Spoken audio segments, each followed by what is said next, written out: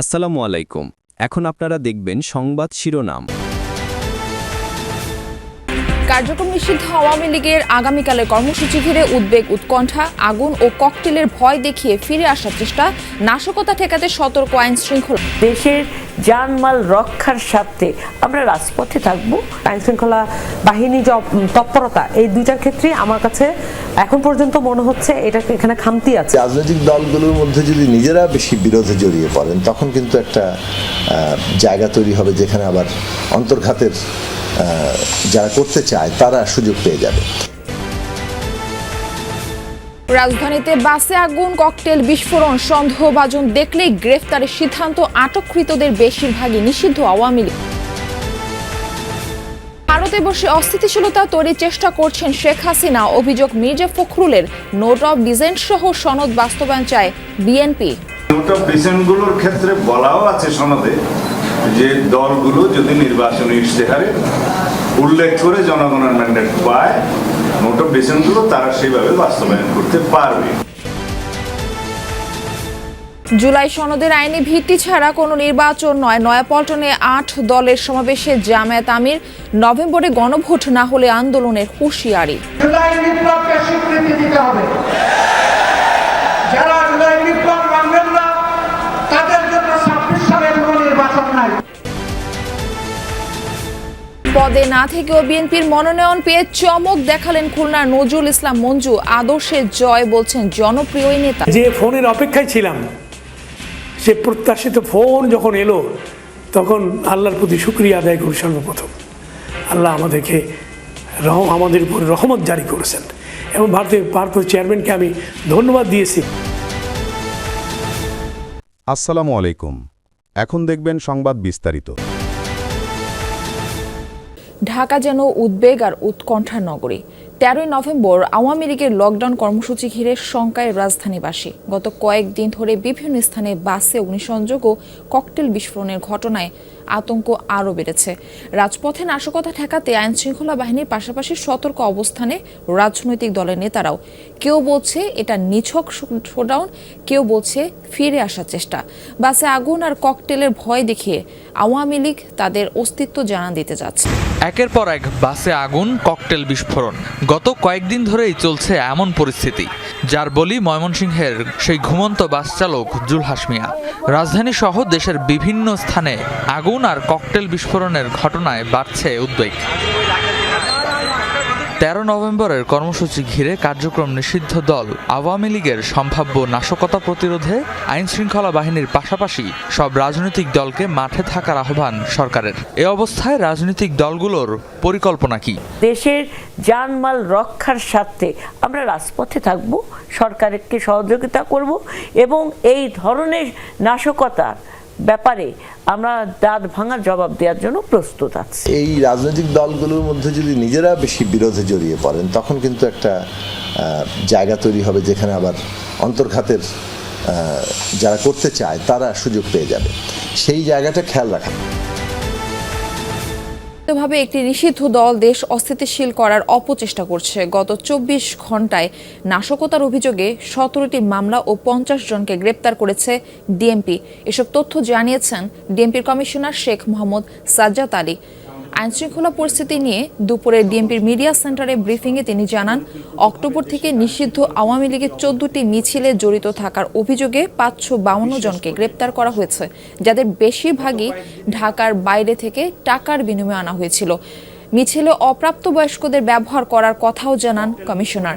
তাই মেস হোটেলে ভাড়াটিয়া তোলার, ভোটার আইডি যাচাই, পরিবহন অরক্ষিত না রাখা সহ নিরাপত্তা জোরদারের নির্দেশ দেন ডিএমপি কমিশনার। 13 নভেম্বর নিয়ে শঙ্কার কোনো কারণ নেই জানিয়ে তিনি বলেন, সেদিন নিরাপত্তা আরও বাড়ানো হবে।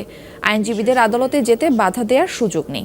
গত কয়েকদিনে রাজধানী বিভিন্ন স্থানে ককটেল সদৃশ্য বস্তু নিক্ষেপ এবং বিভিন্ন যানবাহনে সংযোগের মাধ্যমে জনমনে আতঙ্ক ছড়ানো সহ আইন শৃঙ্খলা বিনষ্ট করার অপচেষ্টা অব্যাহত আছে। কার্যক্রম নিষিদ্ধ একটি দল ও সহযোগী সংগঠনের নেতাকর্মীরা আত্মগোপনে থেকে রাজনৈতিক কর্মকাণ্ড পরিচালনা করার অপচেষ্টা করছে।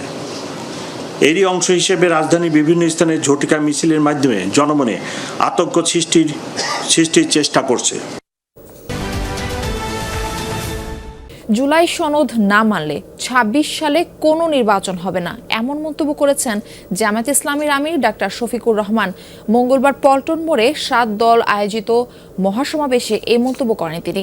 বলেন, জুলাই সনদের আইনি ভিত্তি ছাড়া দেশে কোনো নির্বাচন হবে না। সমাবেশে নভেম্বরে গণভোটের দাবিতে কঠোর আন্দোলনের হুঁশিয়ারি দেন ৮ দলের নেতারা। জামায়াতে ইসলামী সহ সমমনা ৮ দলের মহাসমাবেশ, ৫ দফা দাবিতে যুগপথ আন্দোলন করে আসছে দলগুলো। মঙ্গলবার দুপুরের আগেই পল্টনের সমাবেশে যোগ দিতে দলে দলে আসতে থাকেন নেতাকর্মীরা। হাতে ছিল নিজ নিজ দলের পতাকা আর মুখে ছিল স্লোগান।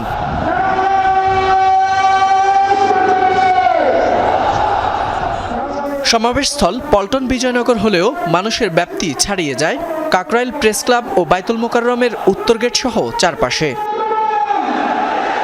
সমাবেশে বক্তব্য রাখেন ইসলামী আন্দোলন, খেলাপথে মজলিস, জাকপা, খেলাপথ আন্দোলন, বাংলাদেশ খেলাপথ মজলিস, নিজামে ইসলাম পার্টি ও বাংলাদেশ ডেভেলপমেন্ট পার্টির নেতারা।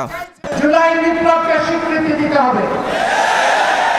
যারা জুলাই বিপ্লব মানবেন না তাদের জন্য ২৬ সালের কোনো নির্বাচন নাই। ২৬ সালের নির্বাচন দেখতে হলে আগে জুলাই বিপ্লবের স্বীকৃতি লাগবে। আর জুলাই বিপ্লবের স্বীকৃতি দিতে হলে জুলাই সনদের আইনি ভিত্তি দিতেই হবে। এই আইনি ভিত্তি ছাড়া কোনো নির্বাচন অনুষ্ঠান হওয়ার কোনো সম্ভাবনা নেই। দাবি আদায়ে ৮ দলের নতুন কর্মসূচি শিগগিরই ঘোষণা হবে বলে জানান জামায়াতের আমির। দলগুলোর মতানৈক্য এখনো কাটেনি। রাজপথে ফ্যাসিবাদ বিরোধী ঐক্যের বিভাজন দৃশ্যমান। এমন বাস্তবতায় আবারও নভেম্বরের মধ্যেই গণভোটের দাবিতে শক্তিমত্তার প্রদর্শন করল জামায়াত ইসলামী সহ ৮ দল। যে কোনো মূল্যে দাবি আদায়ের ঘোষণা দিয়ে আন্দোলন আরও তীব্রতর করার হুঁশিয়ারি দলগুলোর নেতাদের। শেখ হাসিনা ভারতে বসে গাড়ি পোড়ানো ও লকডাউনের ডাক দিয়ে দেশে অস্থিতিশীলতা তৈরির ষড়যন্ত্র করছে।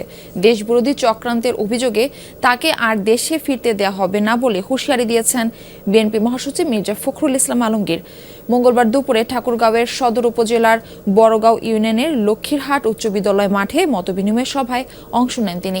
এ সময় বিএনপি মহাসচিব বলেন, শেখ হাসিনা একজন সন্ত্রাসী। তিনি অস্থিতিশীলতা তৈরি করে আবারও দেশে ফিরতে চান। সাহস থাকলে দেশে ফিরে রাজনীতি করার আহ্বান জানান মির্জা ফখরুল। মানুষ আওয়ামী লীগকে আর ক্ষমা করবে না বলেও মন্তব্য করেন তিনি। বলেন, এদেশে জামায়াতের ভোট নেই, তাই পিআর ও অন্যান্য দাবি তুলে নির্বাচন পিছিয়ে দেওয়ার ষড়যন্ত্র করছে তারা। পরে রোড যুব সংসদ মাঠে শহীদ জিয়া ফুটবল টুর্নামেন্টের ফাইনাল খেলা উদ্বোধন এবং মোহাম্মদপুর ইউনিয়নের গিলাবাড়ি ফেসরাডাঙ্গি বাজারে পৃথক মতবিনিময় সভা করেন ফখরুল। এখন এই গাড়ি ঘোড়া যারা এইভাবে পোড়াবে তারা দেশের সম্পদ নষ্ট করবে, আর যে দিল্লিতে আরামে বসে থাকবে তাকে কি আমরা এই দেশের আসতে দিব? সামনে থেকে আসো, এই দেশের সামনে, জনগণের সামনে আসে রাজনীতি করো। দিল্লিতে বসে ওইখান থেকে দেশের সর্বনাশ